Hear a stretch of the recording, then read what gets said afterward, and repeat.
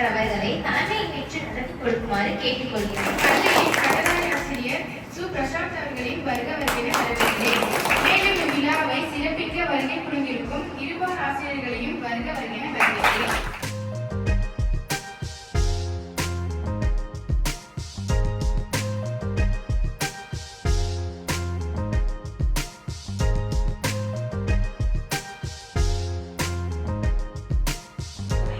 காலையிலே நான் உங்களுக்கு சொன்னதான் இல்லையா?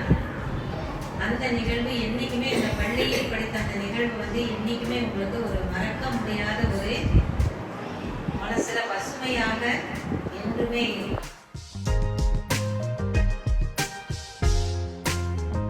இருக்கக்கூடிய அந்த செயல்கள் எல்லாமே உன்னுடைய எதிர்காலத்திற்கானது அப்படின்ற எண்ணத்தோடு தான் நீ படிக்கணும்.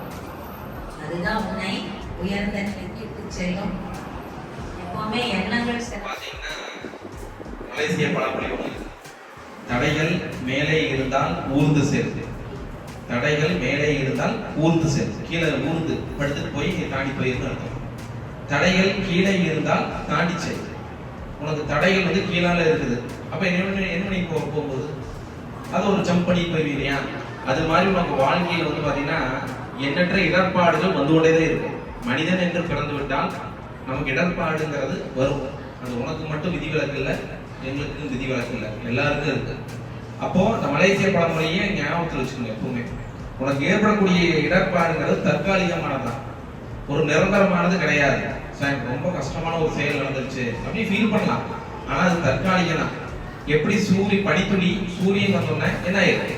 எவாப்ரேட், ஆவியாயிருது இல்லையா? அது மாதிரி உனக்கான தடைகள் சீக்கிரம் என்ன ஆயிரும்? நீங்கிவிடும். அது கல்வி சம்பந்தமாக வரலாம், குடும்பத்திலையும் வரலாம், எதிர்கால வாழ்க்கையில வரலாம். அதை ஒரு பெருசா நீ என்ன பண்ண வேண்டியதில்லை, ஃபோக்கஸ் பண்ணாம நம்ம தலைமை ஆசிரியர் சொன்னாங்க இல்லையா, கல்வியில கூறிய கவனம் செலுத்தி எப்படி குதிரை கடிவாங்க இருப்பாங்க பாத்துக்கீங்களா? அந்த கண்ணு நேரா தான் பார்க்கும், குதிரை மட்டும் 180 டிகிரியில பார்க்குமா.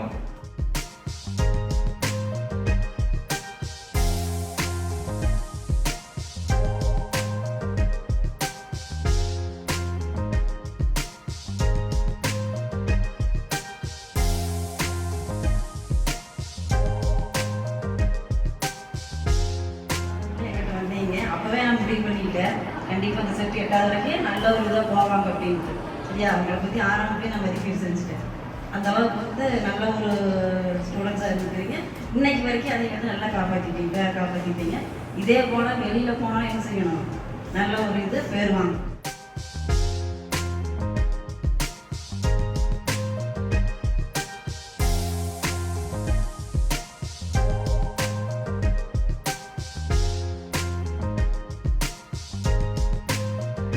மிஸ் பண்ண போகிறோங்கிறது இது எல்லாருக்குமே ஒரு பெரிய வருத்தமாக தான் இருக்குது.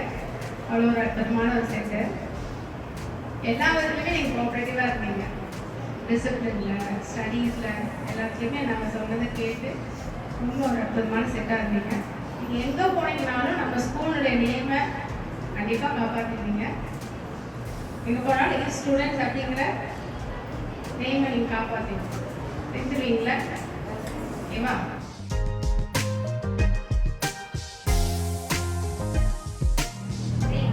நான் ஃபர்ஸ்ட் ஸ்கூலுக்கு வந்ததுக்கப்புறம் ஃபர்ஸ்ட் ஸ்கூல் இதான் நான் வந்ததில்ல. எனக்கு ரொம்ப பிடிச்சிருச்சு. ஏன்னா 8th நான் என்ன சொன்னாலும் என்னையும் டிஸ் மாதிரி தான் பார்த்துக்கிட்டாங்க. எந்த இதுவும் இல்லை. நான் என்ன அவங்க என்ன சொல்கிறாங்க செய்யுங்களோ அதே மாதிரி நான் என்ன சொன்னாலும் சரிங்க மிஸ், அம்மா மிஸ் அப்படி தான் செய்வீங்க நீங்கள்.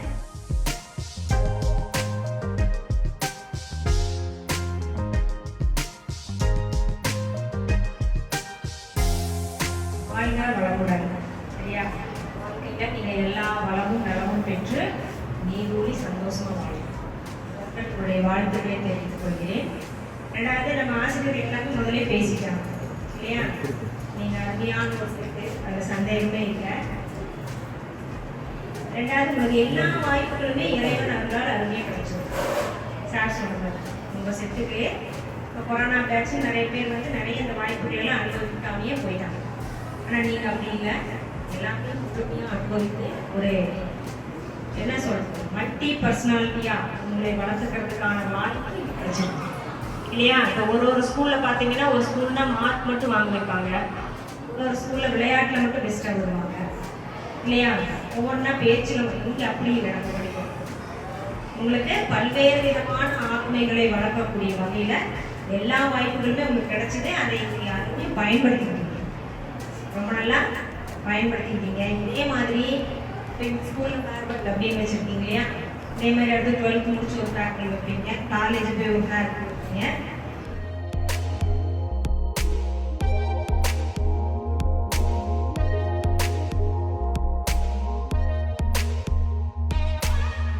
நீங்கள் எல்லாரும் இந்த ஸ்கூலை விட்டு போறீங்க அப்படிங்கிறது வந்து ஒரு தடைகள் கிடையாது, இது ஒரு வளர்ச்சி இல்லையா?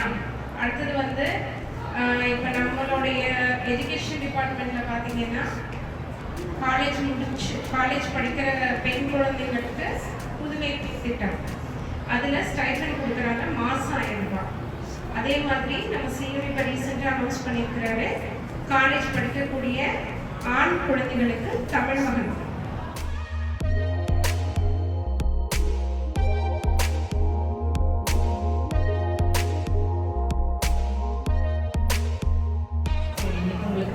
உபச்சார விழா நடக்குது. உங்களெல்லாம் ரொம்ப மிஸ் பண்ணுறோம். ஸ்கூல் டீச்சர்ஸ் எல்லாமே நான் உங்களை ஹேண்டில் பண்ணதில்லை உங்கள் கிளாஸை. இருந்தாலும் நீங்களே எந்த பள்ளியை சேர்ந்த மாணவர்கள்? இலக்கு பள்ளி மாணவர்கள். நான் அது வரைக்கும் கேள்விப்பட்டதுலேயே பார்த்தீங்கன்னா நம்ம ஸ்கூல் ரொம்ப பெருமையான ஸ்கூல். மீறி நான் வந்து இந்த ஸ்கூலுக்கு வந்ததுக்கு பெருமைப்படுறேன். ஏன்னா இதில் இருக்கிறதுக்கு நீங்களும் பெருமைப்படணும், சரிங்களா? சரி, பார்த்தீங்கன்னா ப்ரேயர்லேயும் உங்களை மோல்ட் பண்ணிடுறாங்க இல்லையா? எவ்வளோ நேரம் நடக்குது ப்ரேயர்? உங்களுக்கு மைக்கு இப்படி பிடிச்சிட்டு வராங்க ப்ளீஸ், அப்புறம் இப்படி வராங்க ப்ளீஸ் இல்லையா? அதுலேயே என்ன பண்ணிடுறாங்க, உங்களை சரி பண்ணிடுறாங்க.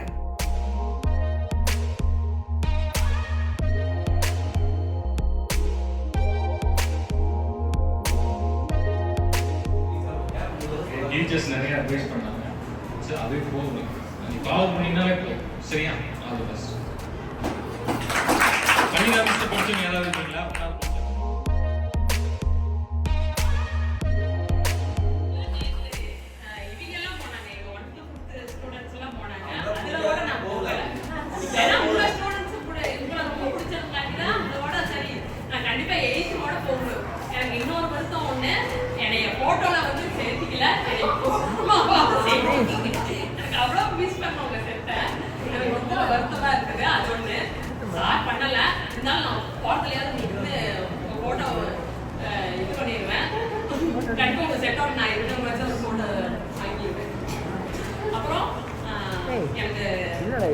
எல்லாத்துக்கிட்டையும் நான் 15 வருஷமா சொல்றது ஒன்னே ஒண்ணுதான், கண்டிப்பா எல்லாரும் காலேஜ் போங்க. எனக்கு ரொம்ப ஒரு சில வருத்தங்கள் என்னன்னா, இந்த ஸ்கூல்ல நான் 30 வருஷமா வேலை செய்யறேன். ஒரு சிலர் வந்து நான் கடையிலாம் வேலை செய்யறாங்க. நான் 10ஆவதோட நின்னுட்டேன், 9ஆவது.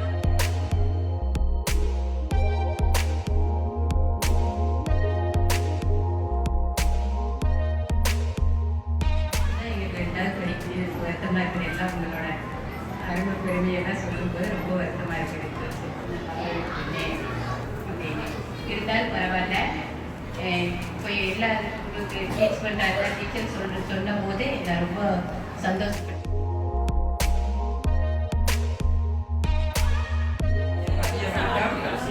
நீங்கள் நல்லா படிக்கவும் செய்யணும், அதே சமயத்தில் எல்லாத்தையும் நல்ல குழந்தைங்களும் பேர் வாங்கணும். படிப்பு எவ்வளோ முக்கியம், அதே மாதிரி ஒழுக்கமும் கண்கள் தான். ஓகேவா?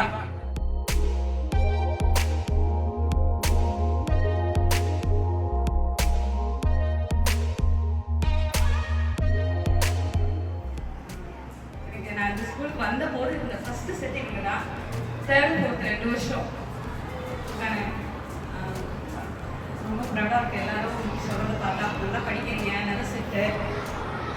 நான் வந்து பார்த்தோன்னே ஸ்கூல் உங்களை வச்சு ஸ்கூல் ஓகே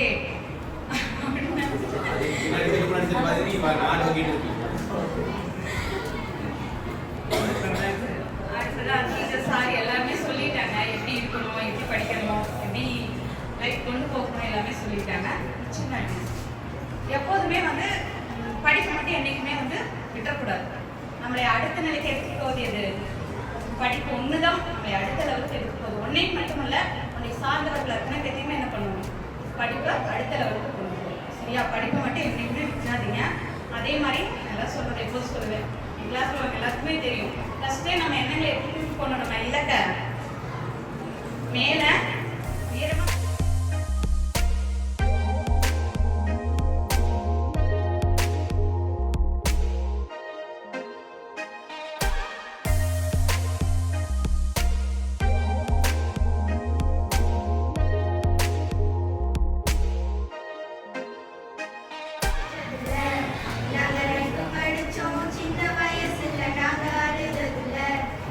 சேர்த்து சிரிச்சோம், காசுக்கு ஒரு பஞ்சம் வந்தாலும் பாசத்துக்கு பஞ்சம் இல்லை. தேனோ தேனோ சண்டை போட்டாலும் நன்றுக்குள்ள பஞ்சம் இல்லை. யாரும் இல்லை இந்த பூமியில, என்ன நசுக்குதான் ஈரே இல்லை. இந்த பூமியில ஜாதி இல்லை, வேதம் இல்லை, எனக்குள்ள என் நண்பன் இருக்கிற வரையில எனக்கு கவலை இல்லை. இப்ப எல்லாம் முடிஞ்சு போச்சு, என் நெஞ்சு ஞாபகமாச்சு. இப்ப எல்லாம் முடிஞ்சு போச்சு, என் நெஞ்சு ஞாபகமாச்சு.